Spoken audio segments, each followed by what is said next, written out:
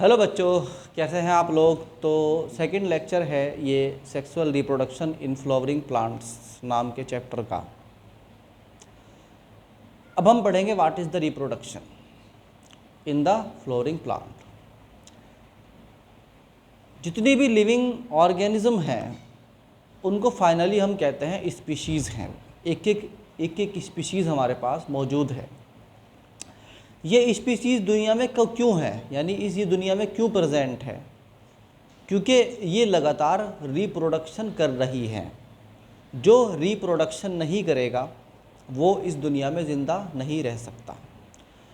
तो रिप्रोडक्शन क्या है? अपने जैसी स्पीशीज़ को जन्म देना रिप्रोडक्शन है।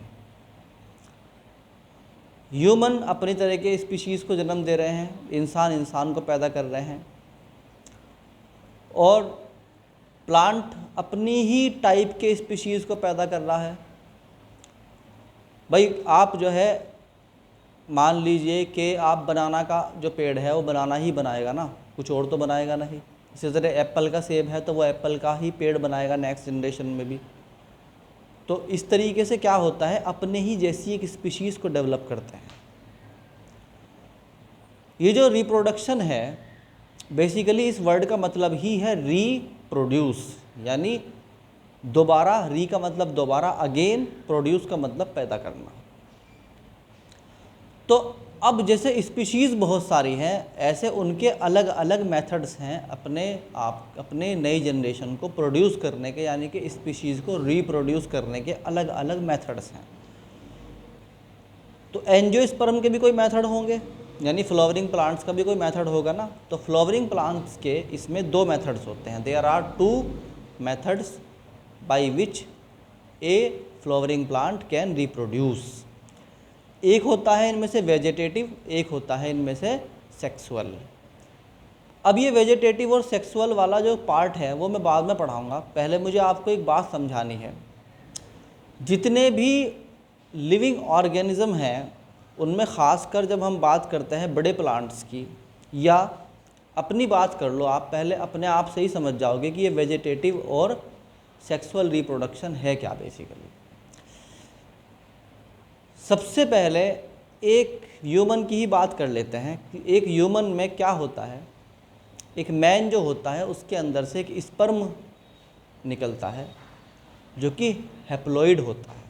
हैप्लॉइड का मतलब उसके पास 23 क्रोमोसोम है। कितने हैं? 23। तो मान लीजिए आपके पास एक स्पर्म आया। क्या आया? स्पर्म है आपके पास, और ये जो स्पर्म है इसमें 23 क्रोमोसोम है, और एन हमने बोल दिया, 23 को एन बोल दिया। क्या बोल दिया? 23 को एन बोल दिया। तुम भी समझो बात को। यानी जो मेल होता है, मेल उसके अंदर से जो स्पर्म निकलता है, उस स्पर्म के अंदर कितने क्रोमोसोम होते हैं? 23 क्रोमोसोम होते हैं, और उसको हम एन बोलते हैं, सिंपली एन। अब उधर से जो है फीमेल है उसके पास क्या है? ओवम, यानी जिसे हिंदी में बोलते हैं अंडा।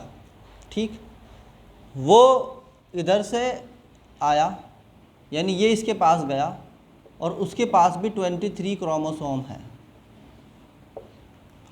दोनों के पास 23 क्रोमोसोम है। हमने कहा दोनों के पास एन और एन है, यानी हमने 23 को एन बोल दिया। जिनके पास एन होते हैं उनको हैप्लॉइड सेल्स बोलते हैं। क्या बोलते हैं? Haploid cells. तो they both are haploid sales.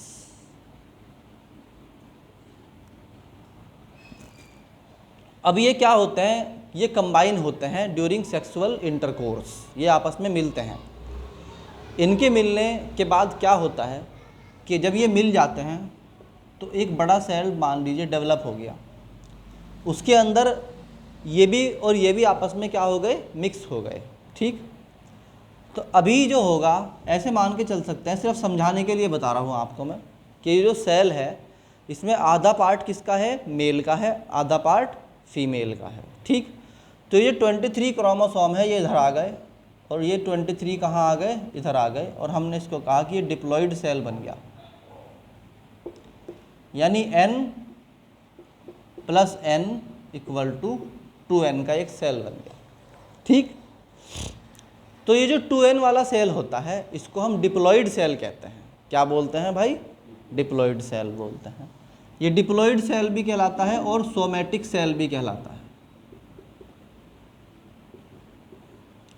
क्या कहलाता है? सोमैटिक सेल भी कहलाता है। अब आपकी बॉडी का जो है पहला सेल डेवलप हुआ यूट्रस के अंदर और वहाँ पर क्या हुआ, एक सिंगल सेल डेवलप हो गया। अब ये सेल अपने ही जैसा एक और सेल डेवलप करेगा। क्या करेगा?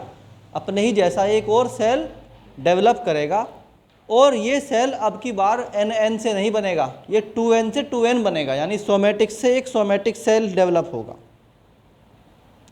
अब इसको सेकंड सेल को डेवलप होने के लिए एक स्पर्म और एक ओवम की रिक्वायरमेंट नहीं है, ये अब प्रोड्यूस कर सकता है अपने आप को दोबारा से। ठीक, अपने ही जैसा एक सेल डेवलप कर सकता है। तो अब ये एक सेल था, अब ये 2 सेल हो गए और ये दोनों 2N सेल्स हैं। क्या हैं भाई? ये 2N है। इसका मतलब अब ह्यूमन की बॉडी में 2 सेल आ गए। ठीक, पहले ह्यूमन की बॉडी में एक ही सेल बनता है, उसके बाद 2 बनते हैं, यानी वो जो सोमैटिक सेल है उसने सोमैटिक ही बनाया, डिप्लॉइड ने डिप्लॉइड बनाया। फिर ये 4 हो जाते हैं, फिर ये 8 हो जाते हैं, फिर ये बढ़ते चले जाते हैं। इस तरह से ड्यूरिंग 9 मंथ्स हमारी पूरी बॉडी डेवलप हो जाती है। ठीक, अब हम बोल सकते हैं कि ये जो आदमी है ये मेल भी हो सकता है या फीमेल भी हो सकता है। ये जो डेवलपमेंट हुआ ह्यूमन काइंड का, ये दोनों में से कुछ भी हो सकता है। तो जब ये डेवलप होते हैं तो इनके अंदर सेक्स ऑर्गन भी डेवलप होते हैं। मेल है तो उसके अंदर टेस्टिस और उसका पूरा एसोसिएशन पूरा पैदा होगा उसके अंदर, है ना। फीमेल है तो उसके अंदर भी पूरा का पूरा सिस्टम डेवलप होगा। किस चीज़ के लिए? For the purpose of reproduction. तो जैसे मान लीजिए मेल है तो मेल के अंदर क्या होता है, टेस्टिस बनते हैं। टेस्टिस क्या करते हैं, जब उसका ज्वेलिनिटी पीरियड ख़त्म हो जाता है, जब बच्चा बड़ा हो जाता है, तो उस टाइम पर आकर उसके अंदर जो सोमैटिक सेल्स हैं उनको डिवाइड करने का काम टेस्टिस का है, और वो डिवाइड करता रहता है 24 घंटे, और वो क्या करता रहता है, उन डिप्लॉइड सेल्स को वापस हैप्लॉइड सेल में कन्वर्ट करता रहता है। तो देखिए अब जो आपके पास ये सेल है ये समझ लीजिए ब्रेक हो जाएगा बीच में से। ये जो 2N सेल था ये वाला, यही सेल बॉडी लेगी और टेस्टिस इसको क्या करेंगे, टेस्टिस इसको कन्वर्ट कर देंगे फिर से किस में, 2 हैप्लॉइड सेल्स में, n बराबर 23, n बराबर 23। इसी तरह मेल के अंदर होता है, एग्जैक्टली इसी तरह किसके अंदर होता है, फीमेल के अंदर होता है। तो एक आया किसके अंदर से, मेल के अंदर से, एक आया किसके अंदर से, फीमेल के अंदर से। फिर से वही प्रक्रिया स्टार्ट हो गई और फिर से क्या हुआ, ये साइकिल अगेन रिपीट हो गया। ठीक, तो इस तरह ह्यूमन जो है वो क्या कर रहा है, रिप्रोड्यूस कर रहा है। यही कहानी बाकी सब स्पीशीज़ में भी, अधिकतर स्पीशीज़ की है, सब ऐसे ही करते हैं।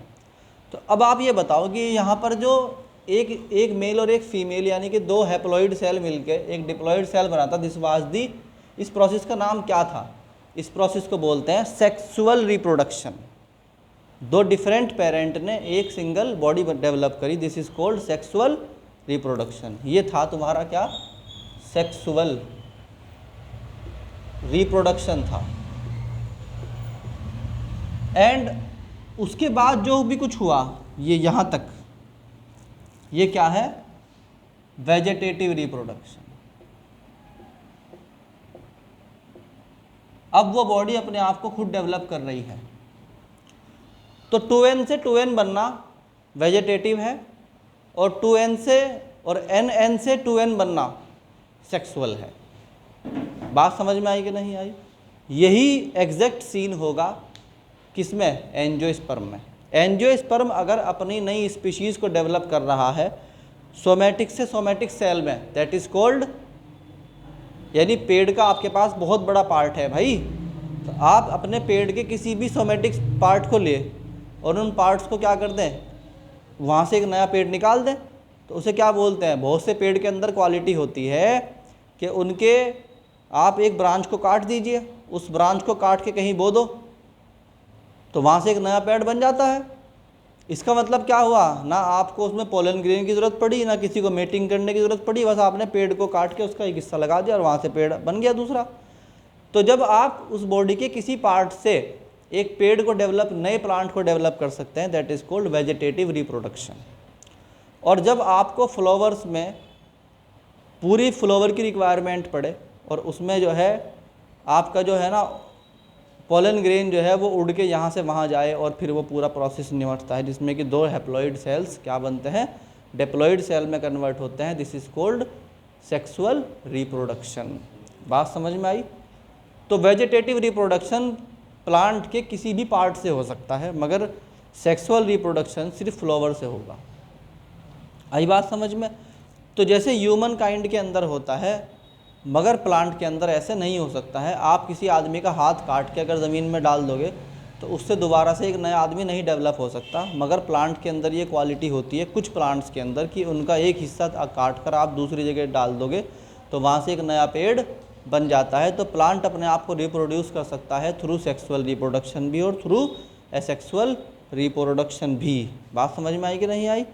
तो हम कह सकते हैं, इसे नोट कर लो अच्छी तरीके से, कि भाई there are 2 methods by which a angiosperm can reproduce. There are 2 methods of reproduction of किसका, एंजियोस्पर्म यानी फ्लावरिंग प्लांट। तो हम कहते हैं सबसे पहले तो what is the word reproduction, इसको डिफाइन कर दें कि रिप्रोडक्शन होता क्या है। रिप्रोडक्शन का मतलब होता है री यानी अगेन, और प्रोडक्शन का मतलब क्या होता है, टू प्रोड्यूस, टू प्रोड्यूस, ठीक, या जनरेट करना। तो हम कहते हैं कि भाई रिप्रोडक्शन जो है, वर्ड समझ में आ गया, तो हम कहते हैं there are 2 methods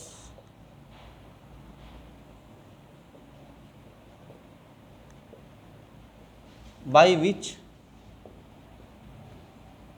angiosperms can reproduce. ठीक, इनमें नंबर 1 क्या है भाई तुम्हारा, दैट इज वेजिटेटिव रिप्रोडक्शन।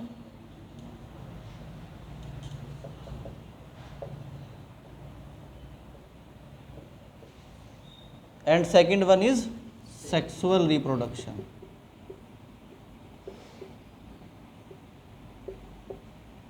ठीक है, आई बात समझ में? तो जो वेजिटेटिव रिप्रोडक्शन है, मैंने क्या बताया, किसी भी प्लांट का सोमेटिक सेल यानी कोई भी पार्ट काट के और उसे दोबारा से लगा दोगे, या ऐसे किसी भी प्लांट के पार्ट से जो फ्लावर ना हो वहाँ से किसी नए प्लांट का बनना, this is called vegetative reproduction. आई बात समझ में? तो इसकी डेफिनेशन में हम क्या कहेंगे, no specialized structure is used. ये अब आ गया theoretical point, exam point of view से नोट करने का। Number 1, no specialized part used.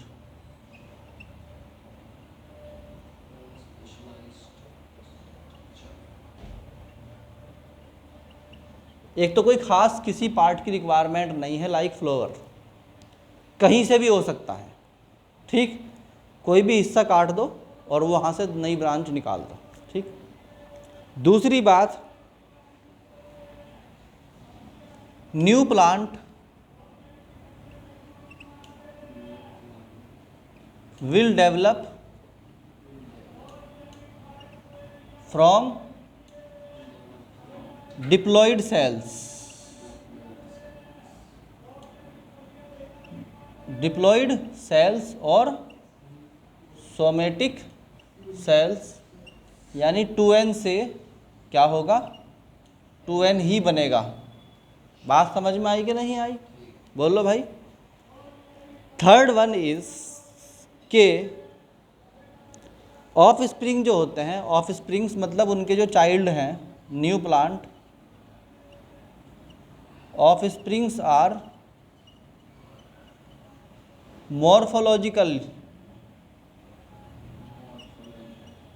Morphologically यानी कि देखने में बाहर से देखने में, एंड जेनेटिकली और अंदर से जीन के हिसाब से भी क्लोन होते हैं। क्या होते हैं? क्लोन, मतलब बिल्कुल सेम टू पेरेंट, अंदर से भी ऐसे ही और बाहर से भी ऐसे ही। बात समझ में आई कि नहीं आई? दूसरा क्या होता है आपका? Sexual reproduction. क्या होता है? Sexual reproduction. सेक्सुअल रिप्रोडक्शन के अंदर सबसे पहली बात कि प्लांट जो होते हैं वो क्या बनाएंगे कि specialised structure are required.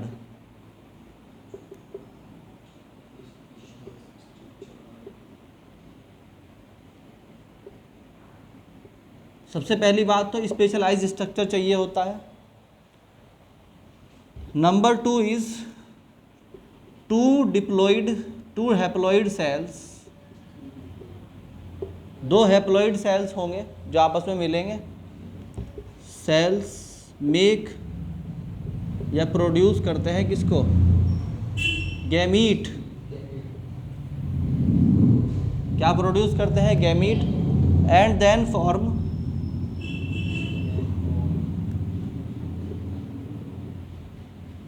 New plant. इसका मतलब एन मिलेगा, एन मिलेगा यानी कि 2 हैप्लॉइड मिलेंगे।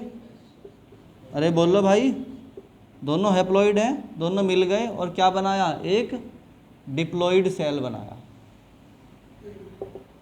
बात समझ में आई कि नहीं आई? जिसके अंदर क्रोमोसोम का सेट क्या होगा? 2n होगा। क्या होगा? 2n। तीसरी बात कि इसकी जो जनरेशन बनेगी अगली वाली, दैट विल बी हाइब्रिड, मतलब not copy of, not exact copy of parent. अपने पेरेंट की एग्जैक्ट कॉपी नहीं होते हैं, ठीक? कुछ ना कुछ उसके अंदर बदलाव होगा। यानी एक पेड़ से अगर दूसरा पेड़ निकला है थ्रू सेक्सुअल रिप्रोडक्शन, तो उन दोनों के अंदर कुछ ना कुछ बदलाव होगा, बाहर से हमें दिखाई दे रहा होगे ना दे रहा हो। बात समझ में आई कि नहीं आई? चलो।